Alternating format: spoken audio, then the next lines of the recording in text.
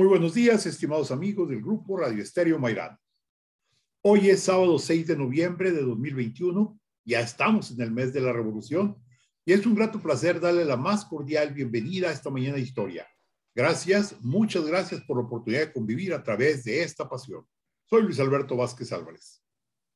Una gran inspiración literaria llegó con el movimiento social de 1910. Siempre ha habido mucha imaginación novelística entre los escritores de nuestra patria, pero a partir del estallido armado que se potenció el análisis histórico con la narrativa idílica. Novela de la Revolución Mexicana. Ese es nuestro tema de esta serie que estamos llevándoles a ustedes. Y recuerden, distinguidas damas y caballeros amantes de la historia, que para nosotros escuchar sus opiniones nos enaltece, eleva nuestra calidad humana. Por ello les invitamos a que con toda confianza nos brinden su visión del tema y nos honren con ella. Con mucho agrado damos la más cordial bienvenida a nuestro distinguido y muy apreciado invitado, Miguel García Audelo, editor y profesor egresado de la Facultad de Filosofía y Letras de la UNAM, actual coordinador del Seminario de Historia en UNAM San Antonio, Texas, Estados Unidos. Miguel, buenos días. ¿Qué tal? Buenos días. Muchas gracias por la invitación. Y bueno, pues vamos a tener como música de fondo El Barzón, ese corrido a la revolución que relata, aunque en esta ocasión va a ser 100% instrumental, pero relata con claridad la situación de los jóvenes acasillados durante el porfiriato. Y bueno, Miguel, la narrativa de la Revolución Mexicana ¿qué podríamos decir? En la pluma de una serie de imaginarios porque son lo mismo hechos que personajes que nos hablan de ese gran movimiento armado de 1910, pues no sé, hasta 1900, incluso me atrevería a decir 28 o 30, por el tipo de novelas que escuchamos, o más. Sí. ¿Qué nos puedes platicar de esta narrativa? Fíjate, es bien interesante y la verdad que bueno que hemos elegido este tema porque, como hemos dicho en algunas sesiones anteriores en donde me has invitado, el acercamiento a procesos tan complejos como la independencia, como la guerra de reforma y la revolución misma, casi siempre tienen una forma muy eficaz de hacerlo a través de la literatura. Entonces, si nosotros queremos acercarnos a un proceso como el de la revolución a través de la literatura, hemos elegido correctamente. Y ahora que lo mencionas, bueno, pues cuando hablamos de la novela de la revolución y en general de la narrativa revolucionaria, o aquella que se crea al calor de los acontecimientos o algunos años después, pues desde luego que vamos a ver algunas diferencias que nos situarán no solamente en épocas determinadas, sino nos van a indicar nombres muy específicos con perspectivas que analizan desde la literatura un proceso como el de la Revolución Mexicana. Así que para este primer tranco, ¿qué les parece si empezamos con la definición de lo que yo entiendo como historiador y en este ejercicio del oficio del historiador a través de la literatura por narrativa revolucionaria? Bueno, yo entiendo en primer lugar este concepto como todo aquello que se escribió sobre la Revolución Mexicana que empieza en 1910 y concluye en algún momento en las décadas posteriores. ¿Por qué digo esto? Porque los historiadores todavía no se ponen de acuerdo cuándo acabó la revolución y precisamente esto puede ser un tema para un programa futuro. Pero durante la revolución, durante el desarrollo de la revolución y los años posteriores que siguen a esta, se escribe muchísimo. Son incontables las obras que hay en todos los géneros, en poesía, en cuento, en novela, ¿no? Pero, por lo general, estas expresiones tienden a sincretizar los acontecimientos históricos, ¿no? Con formas literarias para expresarlas. Y, evidentemente, se inspiran en la Revolución Mexicana. Y los historiadores de la literatura han identificado, pues, por lo menos dos etapas fundamentales. La primera es esta que se refiere a los que hablan de la lucha armada en sus diferentes fases. Y la segunda es los que narran los tejes y manejes del poder político, ¿no? Como consecuencia de la revolución en los diferentes ámbitos que componen a la realidad. Es decir, tenemos dos aguas, o sea, los que participan y narran y los que no participan, pero narran los acontecimientos utilizándolos como telón de fondo, ¿no? De manera que con esta idea podemos conceptuar a la narrativa como en dos formas: la propiamente revolucionaria por un lado y por el otro la postrevolucionaria, ¿sí? Y en este sentido también es posible identificar dos grandes tendencias.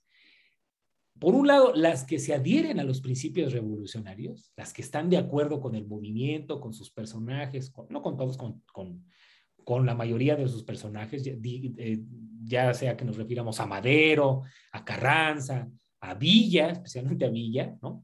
Y por el otro lado, a las novelas o a las obras que critican con dureza el movimiento armado, pero especialmente sus consecuencias. Esto es muy importante porque escribirán desde lo que están experimentando, ¿no? Y claro que es casi natural que existan estas diferencias porque sucede en todos los tiempos, en toda clase de disyuntivas y frente a todos los procesos que se experimentan ya sea en el ámbito político o incluso en la vida personal, ¿no? Pero bueno, esta narrativa revolucionaria no surge así como de repente, ¿no? Tiene antecedentes, hay varios, pero quizás solamente baste con referirnos a obras como las que escribieron Emilio Rabasa en La Bola, que publicó en 1887, es decir, en la época en el alba del porfiriato, ¿no? Obras como las de Tomochic, escrita por Heriberto Frías a propósito de una represión en el norte de México hacia 1892, ¿no?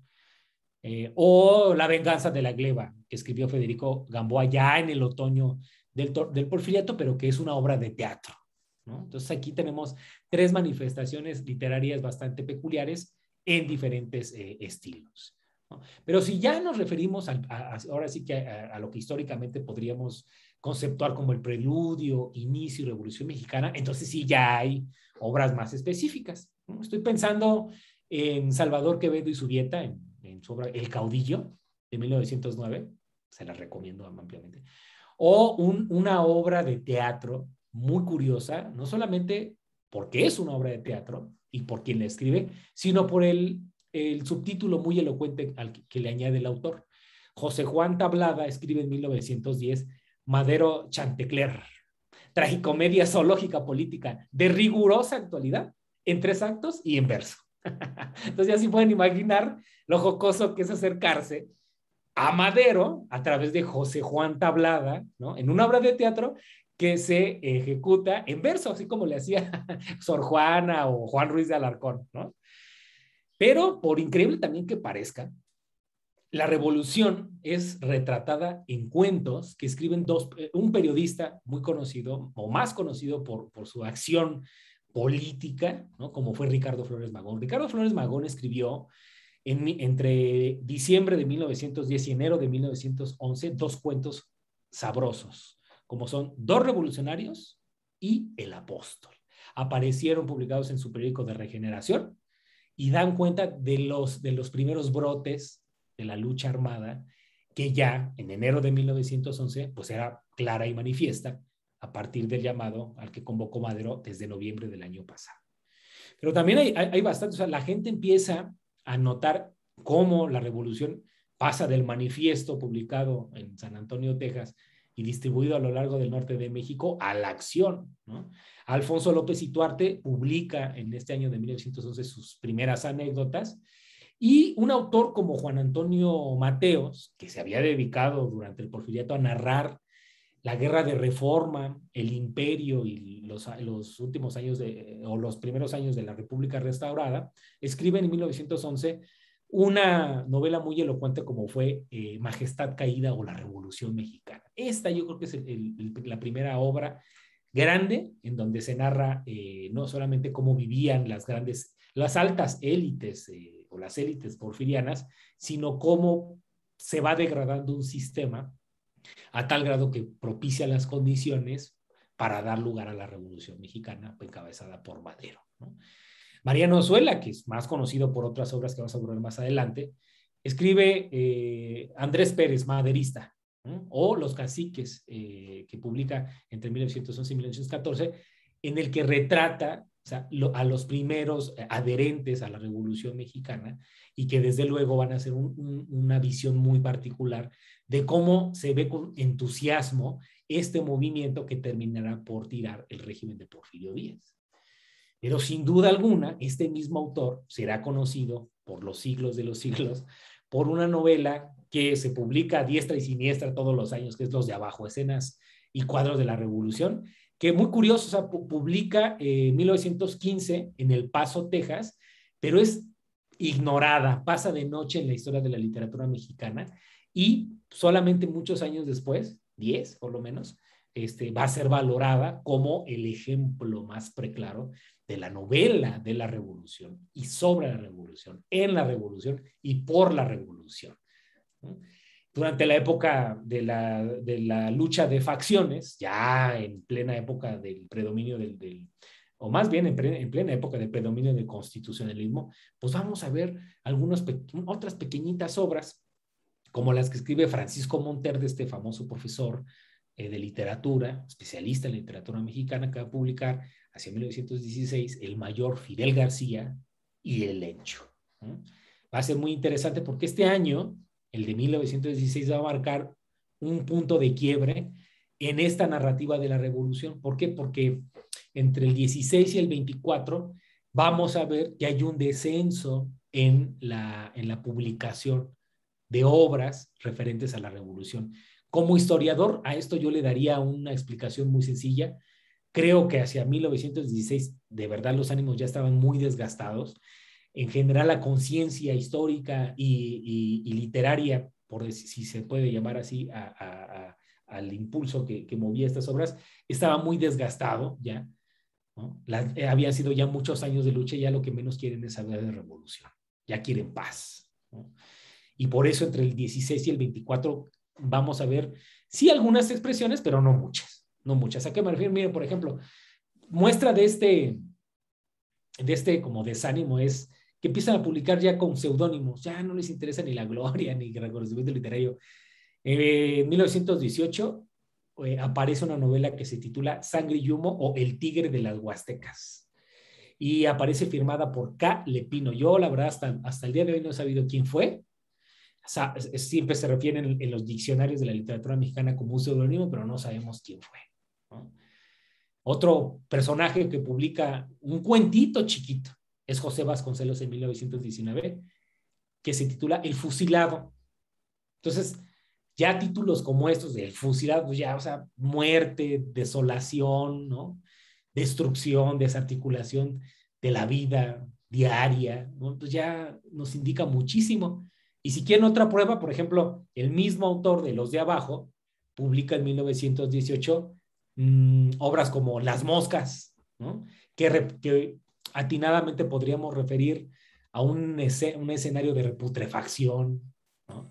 De descomposición, ¿no? Y no de una materia orgánica, donde suelen posarse las moscas, sino de la vida política. Prueba de ello es su siguiente obra de ese mismo año, que se llama Domitilo quiere ser diputado, porque ya empiezan a retratar estos cambios de actitudes de gente que ya no lucha por la revolución, ya lucha por los cargos, ¿no? Y si quieren todavía un ejemplo más acabado es de este mismo año, de este mismo autor, Mariano Azuela, Las tribulaciones de una familia decente, en donde ya se retrata, ¿no?, todo lo que se hace en aras de acceder a esta nueva casta producida por la Revolución Mexicana, ¿no? Hay otras expresiones, ¿no?, ya un poco más críticas, como por ejemplo Carlos González Peña, que se dedicó a la historia de la literatura mexicana y que por estos años publica una muy buena historia de la literatura mexicana, pero publica una obra como La fuga de la quimera.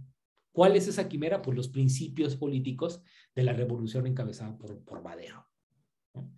Y ya hacia finales de la década de los 20, en el último año del gobierno de Carranza, pero ya con una distancia temporal bastante adecuada para hacer algunos balances, José López Portillo y Rojas, que en las últimas décadas del siglo XIX y siendo testigo en las primeras décadas del XX, publica Fuertes y Débiles. O sea, yo creo que ahí sí ya no vamos a abundar más, porque el balance que hacen es terrible. O sea, hacen un balance terrible y es más, por estos mismos años, Mariano Azuela, el autor de Los de Abajo, de Las Moscas, o de Domitilo quiere ser diputado, publica un durísimo artículo que titula La novela mexicana, y efectivamente es un balance de todo lo que se ha escrito desde 1910 hasta el 19 y cuestiona, ¿no? ¿Qué es lo que cuestiona? Uno, que el autor sigue escribiendo desde el pedestal de la literatura y no se enfrenta a la realidad como lo había hecho en Los de Abajo. Dos, que se actualicen las nuevas tendencias en las que se escribe desde Europa, ¿no? Rescata algunos ejemplos como Luis G. Inclán y su novela La astucia, pero también dice, miren, vean lo que está haciendo Gorky en Rusia. Y finalmente, la crítica más terrible de demoledora se la dedica a Enrique González Martínez, poeta que sirvió bajo el régimen de Huerta. Dice, miren, se la pasa dedicando poemitas sobre amor, cuando lo que hay que hacer es enfrentar a la realidad, ¿no? Lo que viene después, lo vamos a agarrar en el segundo tranco. Ok, excelente, muy bien. Vamos a hacer una breve pausa, pero me gustó mucho un detalle que mencionaste y me gustaría que pudiéramos tratarlo un poco más o que nos ayudaras, que fue en el caso de La Quimera de González Peña, que generalmente la novela se inclina hacia personajes o hacia grupos que participaron en la revolución, pero podemos encontrar, así como en este caso, novela dedicada a lo que serían los principios fundamentales más allá de las personas. Vamos a la pausa y al regresar te repito la pregunta. Gracias. Regresamos a Diálogos con la Historia. Estamos platicando con Miguel García Audelo, historiador, egresado de la UNAM en Filosofía y Letras y actual coordinador del Seminario de Historia en UNAM San Antonio, Texas, Estados Unidos. Y bueno, Miguel, hace un momento, antes de ir a la pausa, comentabas sobre un detalle en particular que era el hecho de que se haga novela sobre principios, sobre valores, sobre creencias, porque generalmente estamos acostumbrados a escucharlo sobre hechos, sobre personas, sobre grupos. ¿Qué opinas?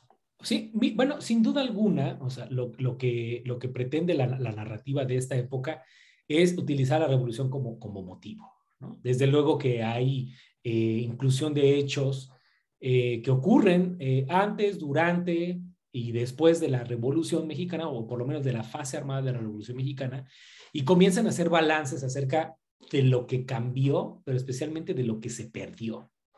Este ejemplo que comenté hace algunos minutos en el bloque anterior acerca de la fuga de la quimera de Carlos González Peña, por increíble que parezca, o sea, no es una novela propiamente revolucionaria, o sea, lo que hace es narrar lo que ocurre en México durante las fiestas del centenario, el inicio de la revolución, la caída de Porfirio Díaz, Madero presidente, y hasta la decena trágica, que es cuando se reanuda la violencia con la que habían combatido a Porfirio Díaz, pero esta vez van a ser los constitucionalistas contra Huerta, ¿no? Concurren muchas situaciones, hay personajes, desde luego, pero lo que representa esta novela es como el testimonio de un final de la época y hacer ver lo que se había perdido, pero especialmente hacer notar en qué punto del cumplimiento de la revolución se encontraban. Es como una especie como de pregunta abierta y decir, bueno, se perdió esto, pero ¿qué hemos ganado? O sea, ¿hemos ganado algo con la violencia? ¿Realmente ha cambiado mucho en México después de la revolución? ¿Qué es lo que ha cambiado? ¿Y cómo lo notamos? Esta clase, o sea, miren, y esta pregunta es muy pertinente, amigo, porque precisamente durante el virreinato y el principio del siglo XIX, pues no hay novela. ¿Por qué? Porque es una radiografía de la realidad. Y muchas veces los gobiernos no quieren ver, o sea, no quieren ser criticados a través de formas tan sofisticadas como las que genera la literatura. Pueden pasar las críticas históricas y políticas, pero la literatura tiene una potencia tal que es muy poco soportable para los regímenes. Por eso en el virreinato no hay expresiones de esta naturaleza, porque vivimos en un régimen vertical, pero también durante las fases posteriores a la revolución vivimos en una época del caudillismo en donde a lo mejor ya no son tan tolerantes con los principios y los ideales que inspiraron la revolución, que los llevaron hasta esas alturas, ¿no? Por eso esto viene muy a propósito, porque en los años 20, pues es donde ocurre la muerte de los caudillos, o por lo menos de los últimos dos caudillos de la Revolución Mexicana. O sea, Zapata lo asesinan en abril del 19, Carranza muere en el 20, pero ya nada más quedan dos grandes en la década de los 20, que es Pancho Villa y Obregón, y sobre estas dos muertes, sobre estos dos personajes, pero especialmente sobre la memoria de estos personajes, van a girar algunas de las expresiones más acabadas de la literatura. Por ejemplo, en ese mismo año de la muerte de Villa, en 1923, Rafael Muñoz publica Memorias de Pancho Villa, ¿no? Es una expresión muy curiosa porque es como si Villa, que es un personaje histórico, se convierte en un personaje literario y empieza a narrar lo que vivió, ¿no? Pero también hay otras, en donde hay otras expresiones que con la muerte de Villa se reactivan. ¿A qué me refiero? Miren, por ejemplo, Javier y Casa publican un año después, en 24, Gente Mexicana. Son relatos y cuentitos que hablan de esas personas que acompañan a los caudillos, pero también a la gente que vive en la ciudad, pero especialmente lo que viven durante la Revolución. Y con la muerte de Villa también se reactivan otras cosas que, como digo, habían sido olvidadas. La novela de los de abajo fue ignorada, pero con la muerte de Villa se reactiva y en el 25 el periódico Universal la vuelve a sacar y a publicar en forma de folletín hasta que los miembros del movimiento estridentista lo hacen libro en el 27. Pero esto que tú preguntabas al principio de las críticas, o sea, tiene su expresión más completa en la obra de Martín Gómez Palacio. Martín Gómez Palacio publica en el 25, si no mal recuerdo, la novela El mejor de los mundos posibles, en donde dice la revolución fue un movimiento desordenado, injusto y terrible. O sea, ya las críticas ya empiezan a ser mucho más duras con los resultados de la revolución, porque vemos las muertes de personajes tan queridos como Villa, pero el ascenso de otros que a lo mejor no son tan queridos, ¿verdad? Y producto de esto que también empiezan a hacerse análisis, por ejemplo, Martín Luis Guzmán es concebido como un novelista político. Publica en 1926 por entregas El Águila y la Serpiente en un periódico de San Antonio, Texas, que se llamaba La Prensa, propiedad de Rómulo Munguía, que había sido maderista, conoció a Madero y que le da cabida a Martín Luis Guzmán. Pero también lo hace en La Opinión de Los Ángeles, publica en Los Ángeles. Y tienen que pasar muchos años para que se publique en forma de libros.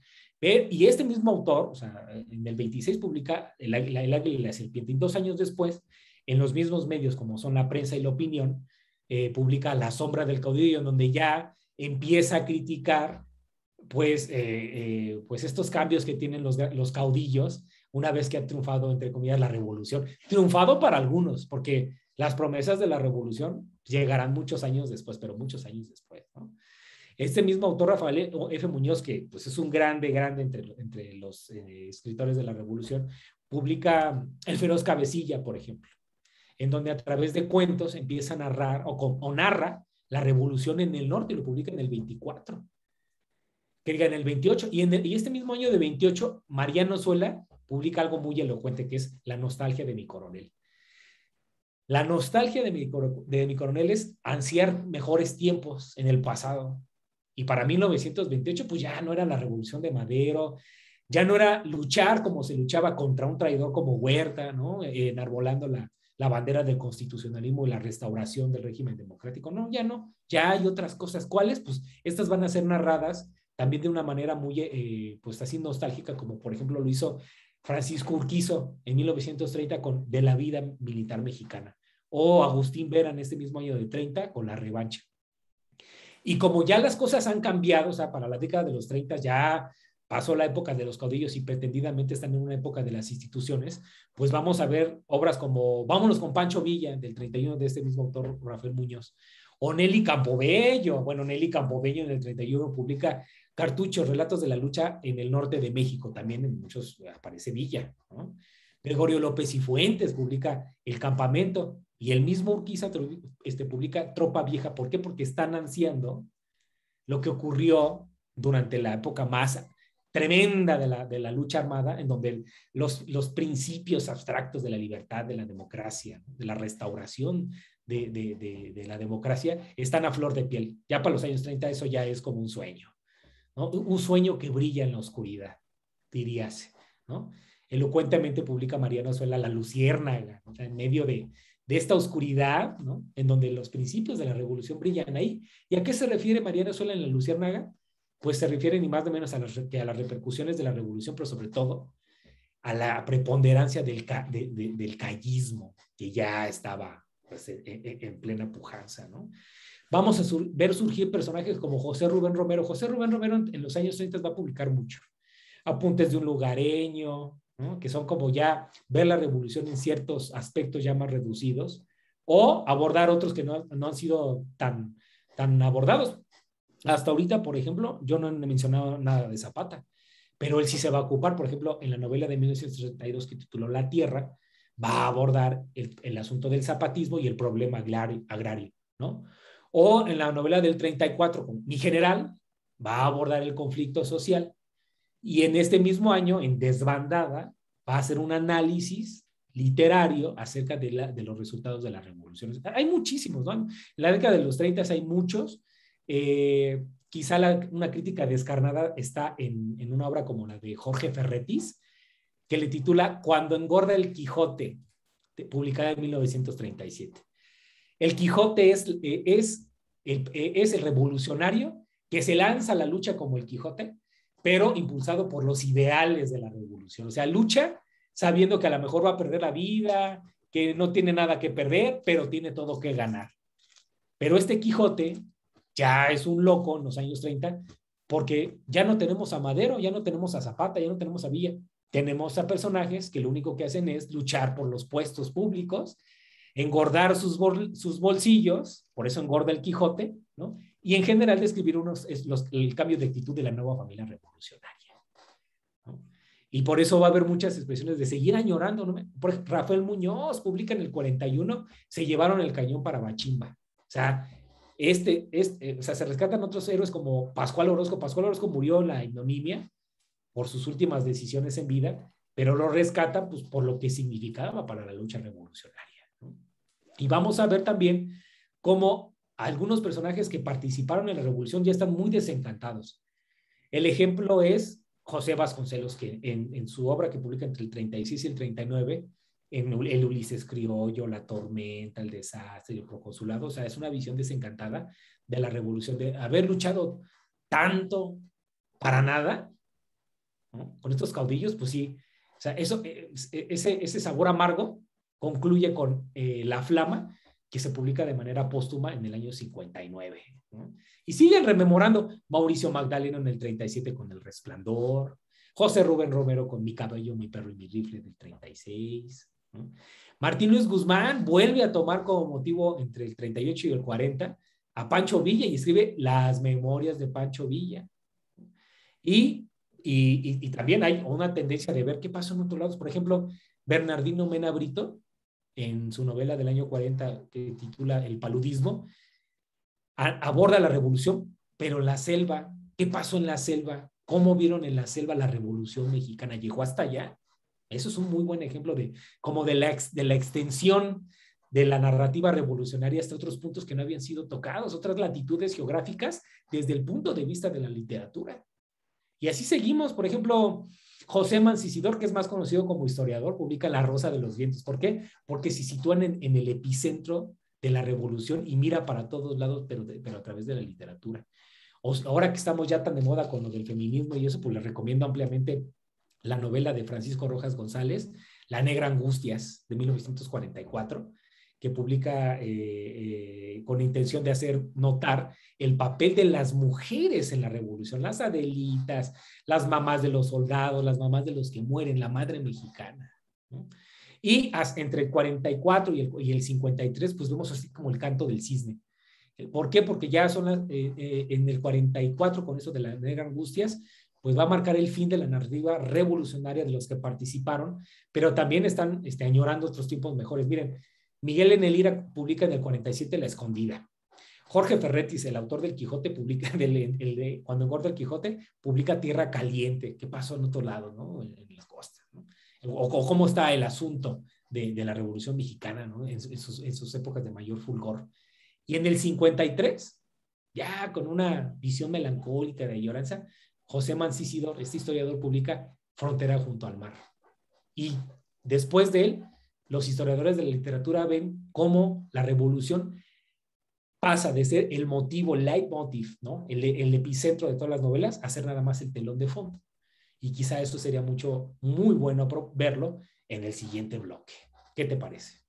Me parece magnífico. Fíjate que es decir, mientras estabas comentando todo esto, me quedé pensando en algunos aspectos interesantes. Por ejemplo, ahorita te quiero preguntar en el siguiente bloque acerca de los autores que vivieron la revolución y los autores que escucharon de la revolución, que conocieron a personajes de la revolución, que anduvieron adentro y de ahí sale su novela. Pero, por ejemplo, te quería preguntar ahorita, cuando engorda el Quijote, es parte de la pregunta original que yo te hacía, el momento en que ya se hace un análisis de los principios, de los valores. Sí. Y eso me recuerda algo que tal vez vas a tocar un poco en el siguiente bloque, que sería la muerte de Artemio Cruz, de Carlos Fuentes. Así es. Que hay allí, yo siento que entre estas dos hay un cordón umbilical, que es el momento en que el revolucionario comprometido con el valor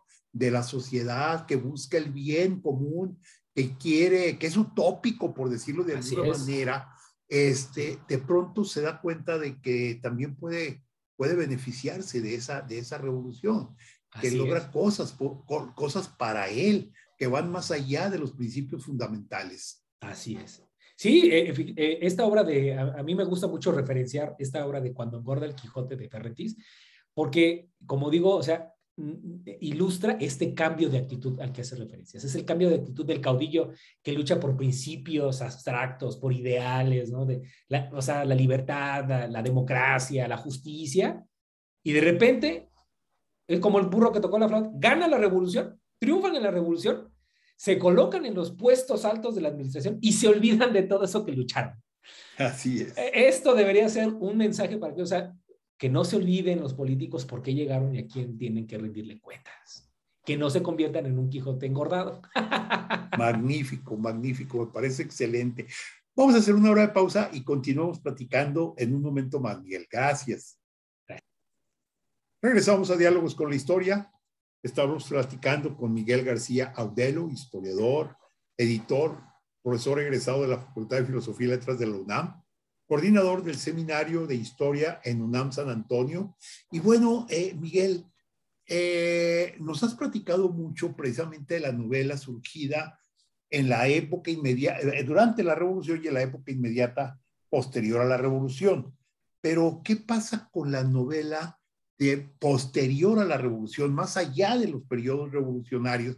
Casi cuando ya se encuentra, pues poder decirlo así, el país en etapas diferentes, es decir, las épocas cardenistas y luego las épocas del milagro mexicano y ya lo que viene a ser todo eso. Así es, sí, es muy interesante ya en este último bloque tocar qué se escribió después, porque lo interesante no es propiamente ver qué se escribió en aras de ser muy específico, sino por qué cambian. O sea, primero porque se trata de un asunto generacional. Estos individuos que van a escribir ya a partir de los años 50, pues ya no estuvieron ahí en el fragor de las batallas, ¿no? Escuchan cómo les cuentan, ¿no? Las personas que conocen y que sí participaron en la revolución, cómo fue el proceso revolucionario. Y esto les da oportunidad, pues, de hacerse de muchas versiones, ¿no? Tanto los que estaban en contra como los que estaban a favor, los que triunfaron con una facción, los que perdieron con otra, los que conocieron a un determinado caudillo, los que son enemigos de otros. Es decir, son personas que escuchan, ¿no? Que absorben los relatos de la gente que estuvo antes, durante y después de las luchas armadas, pero que ya no les toca de cerca, ¿no? Algunos de ellos son hijos de revolucionarios. Digo, hay un caso muy ejemplar, digo, no lo voy a mencionar ni lo voy a desarrollar en esta ocasión, pero Alfonso Reyes es un claro ejemplo de cómo nace a finales del siglo XIX, en el 89, si no me recuerdo. Es hijo de un connotado miembro de la élite porfiriana. Le toca presenciar los inicios de la revolución, pero se exilia, ya no le toca ver todo lo que ocurre en México hasta que regresa muchos años después de iniciada la revolución y ya cuando hay un ambiente totalmente distinto en el que había crecido, que es el del porfiriato propiamente hablando. Entonces, pues ya cuando está concluido el movimiento revolucionario, lo que ya no es una presencia inmediata como se diría, ¿no? Ya lo único que se hace es reconstruirlo y evocarlo a través de la literatura. Yo ahorita hablé del Canto del Cisne, ¿no? De estas obras que van del 44 hasta el 53, pero es porque esos individuos sí les tocó estar sufriendo las consecuencias de la revolución, pero los que vienen después, pues ya no solamente ya no les tocó, sino les toca desarrollar su obra en un nuevo contexto literario, ¿no? Con obras que ciertamente conservan los temas propios de la narrativa de la revolución, la narrativa revolucionaria, pero esta solamente permanece como un telón de fondo y como el pretexto de asuntos que van a tratar al interior de la novela. ¿A qué me refiero? Miren, yo hablé de una fecha como el 53, porque ahí en ese año se publica Frontera junto al mar de José Mancisidor. Pero en el año 50 aparece una obra como fue El laberinto de la soledad de Octavio Paz. Y esta obra pues ya aborda temas que tienen que ver ya con casi asuntos o problemas psicológicos, pero no problemas como dificultad, sino cuestiones psicológicas que se abordan desde la literatura. Pero no solamente eso, o sea, ya no es la época como la que decía Mariana Suela de, hey, miren lo que está haciendo Gorky en Rusia, no. Ahora es decir, miren lo que está haciendo James Joyce en Inglaterra. Miren lo que está haciendo en Europa Kafka. Miren lo que está haciendo Faulkner. Miren las corrientes literarias y filosóficas como el existencialismo que se está desparramando por todo Occidente, ¿no? Vean cómo han innovado en términos de la estructura narrativa y cómo le dan al relato dimensiones metafísicas o psicológicas como las del laberinto de la soledad. Entonces ya no va a estar Mauricio Magdaleno, ya no vamos a hablar de Martín Luis Guzmán, ya no vamos a hablar de Azuela, y ya vamos a hablar de otros personajes que de verdad van a escribir obras que se convirtieron en verdaderos modelos. Voy a hablar, por ejemplo, de Agustín Yáñez, de José Revueltas, del gigantesco Juan Rulfo, de alguien que logra sobrevivir este tránsito, como es Miguel N. Lira, y por supuesto a Carlos Fuentes, como no vamos a mencionarlo, ¿verdad? Y algunas de las últimas obras que logran escribir Mariano Suela o Martín Gómez Palacio. Miren, Mariano Suela es muy importante porque ya así como en el final de su carrera, escribe esto que tú hacías mención en el último tramo del segundo bloque. O sea, este cambio de actitud, o sea, Mariano Suela en el 41, en donde habla de estos cambios de actitud. La nueva burguesía refleja cómo incluso algunos revolucionarios se olvidaron de los principios por los que habían luchado y los nuevos que habían adoptado ya como en la comodidad del poder, ¿no? Martín Gómez Palacio, también por ahí por las mismas épocas, pues publica El Potro, en donde rememoran estas andanzas, pero ya en un nuevo contexto en donde ya hay otros amos del poder, ¿no? Entonces es muy interesante. Pero volvamos al asunto de las nuevas generaciones. Agustín Yáñez publica en el 47 Al filo del agua. Al filo del agua fue interesante en su tiempo porque se consideró experimental. ¿Y por qué se consideró experimental? Por la forma en que construyó la perspectiva sobre la revolución. Ese es un individuo que proyecta, ¿no?, su percepción a través de un monólogo interior en donde va analizando al movimiento revolucionario, ¿no? Y aunque se sitúa en un pueblito chiquito, pues es el punto de confluencia de cosas personales, por ejemplo, el temor o la religiosidad, ¿no? Pero también cosas hacia el exterior, hacia la sociedad, como es, pues, esta hipocresía, ¿no? Que va a ser abordada magistralmente por Fuentes en una novela como Las buenas conciencias. Eso es algo interesantísimo. Pero también Yáñez va a continuar con este desarrollo perspectivista hacia el interior en obras como La tierra pródiga o Las tierras flacas del año 60 y 62 respectivamente. Entonces, vamos a ver cómo la revolución sí está de fondo, pero ya la literatura está volcándose hacia un contenido más social.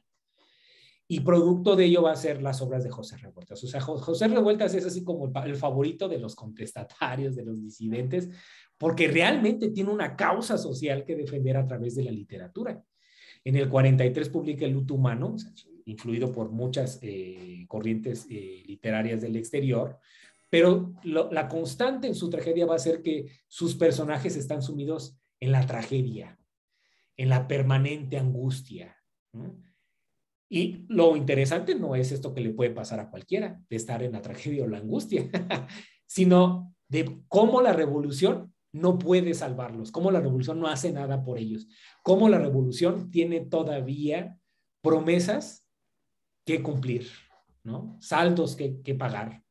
Por eso las consecuencias de la revolución pues, se van a ver manifestadas en algunas cosas como los buros del agua del 41 o los motivos del Caín, que es famosísima del 57, en donde vamos a ver toda esta perspectiva de el contenido social puesta al servicio de los ideales que habían inspirado la revolución a través de una especie como de reclamo. Es el reclamo de alguien que dice, hey, la revolución no ha cumplido, todavía hay algunas promesas pendientes. Yo creo que si a mí me dieran ocasión de elegir la novela con unos claroscuros tremendos, así como los de la pintura del siglo de oro español, yo elegiría a Juan Rulfo. Juan Rulfo es el escritor por antonomasia de la mitad del siglo XX. Solamente 2 obras le bastaron para alcanzar la inmortalidad en la historia, no ya de México, de la literatura escrita en español. Es una literatura interesantísima porque está plagada, pletórica de símbolos, ¿no? Uno la puede leer ahorita de igual manera que la leyeron los contemporáneos, que la vieron publicada por primera vez, porque todas sus estructuras son atemporales, ¿no? Los niveles que alcanza en términos líricos de su lenguaje, ¿no? Y la profundización que realiza en cada uno de los caracteres que dota a sus personajes es absoluta, ¿no? Pedro Páramo es la obra que tiene de fondo, sí, sí es atemporal, pero pues de fondo tiene toda esta sociedad que están viendo durante la época de la Revolución. Y Comala viene muy a propósito, justamente en esta semana que pasamos los festejos de Día de Muertos, porque Comala es un pueblo habitado por puros muertos, por puros fantasmas, ¿no? A donde regresa Pedro Páramo, que le han dicho que su padre vive ahí, pero resulta pues, que todos son casi hermanos. Es decir, esta visión trágica y fantasmal o metafísica es armonizada por una técnica nunca antes vista en la literatura mexicana, ¿no? Pero contemporáneos a ellos sin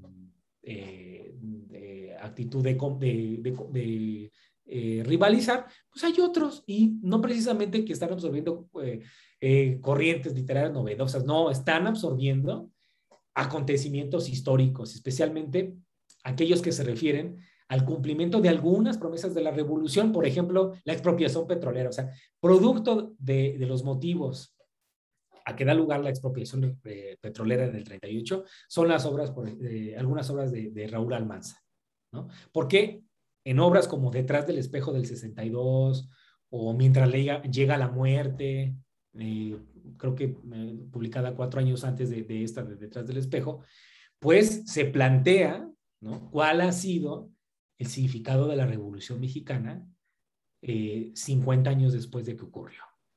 Y vamos a ver otros ejemplos como esos. O sea, Miguel Enelira, al que mencioné en el bloque pasado, va también a publicar su obra, pero sin duda alguna quien va a hacer un balance en los años 60 de lo que fue la revolución va a ser Carlos Fuentes. Carlos Fuentes en La muerte de Artemio Cruz va a evocar nuevamente la revolución a través de este personaje, ¿no? Y va a transformar el movimiento armado en una presencia constante al que van a volver de manera retrospectiva, pero sobre todo crítica. O sea, las cosas yo creo que ya no se ven igual después de 50 años, ¿no?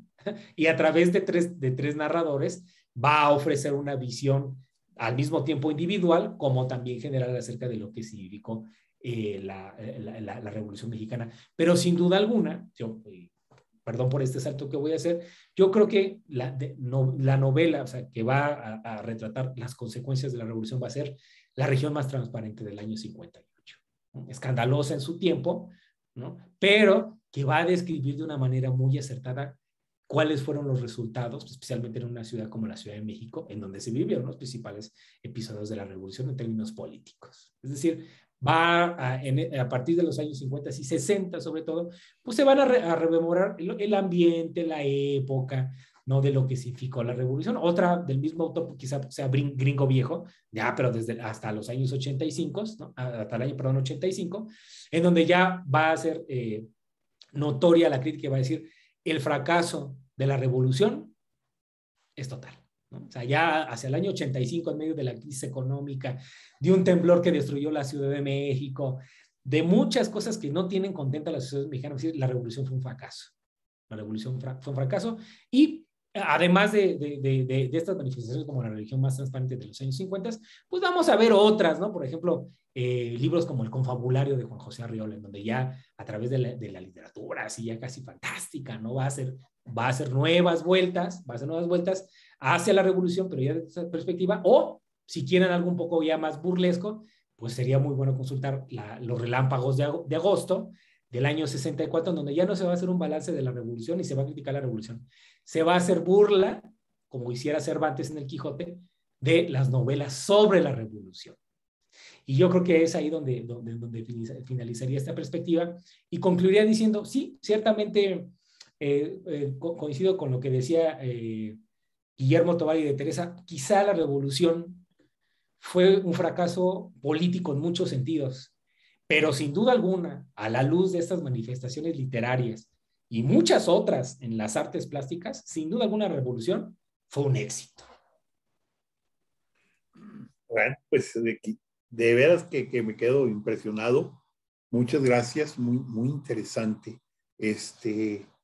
Y bueno, ahora la siguiente fase sería preguntarnos, ¿en qué medida la novela, creo que ya te había hecho esa pregunta hace tiempo, no, ¿en qué medida la novela refleja la realidad? ¿En qué porcentaje? ¿Qué tanto podemos creerle a la novela con respecto a la realidad histórica? Pues creerla así a pie juntillas como un relato verídico de lo que pasó, no. Es más, ni siquiera les recomiendo que crean a pie juntillas lo que dicen los historiadores, o sea, solamente tienen perspectivas, o sea, nunca vamos a saber qué ocurrió realmente. Lo que sí podemos tener en nuestras manos son obras fantásticas, como las que he mencionado en estos 3 bloques, que nos dan cuenta de muchas perspectivas que ofrecen balances distintos sobre un mismo acontecimiento, ¿no? ¿En qué medida creerles? Bueno, está en la medida de nuestros propios principios, de nuestras propias inclinaciones, pero sobre todo de nuestras propias preferencias acerca de cómo acercarse a la revolución, a la independencia, a cualquier acontecimiento histórico que haya permeado en el discurso literario y que nos ofrezca una visión literaria, artística de un pasado que generalmente nos enseñan de manera aburrida y sistemática, que terminamos por rechazar. Entonces, acerquémonos a la literatura, sí, y disfrutémosla. Si le creemos o no, pues no, pues ya, eso es decisión de cada uno de nosotros. Donde queda lo otro. Excelente. Miguel, muchísimas gracias por esta serie. Pero pues estamos en el mes de la revolución. ¿Qué nos ofrecerías para la próxima semana? Se apagó tu micrófono.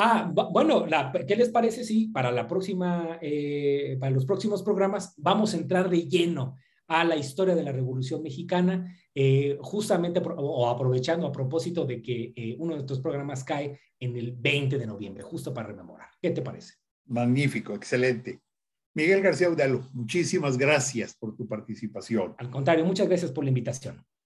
Gracias a mi compañera Claudia Martínez Martel en la coordinación general, a Roberto Ríos en la dirección de grabación y a ustedes, estimadas amigas, amigos, nos esperamos el próximo sábado 13 de noviembre. Ya nos comentó nuestro invitado Miguel García Udelo el tema. Muchas gracias, muy buenos días, muy feliz fin de semana.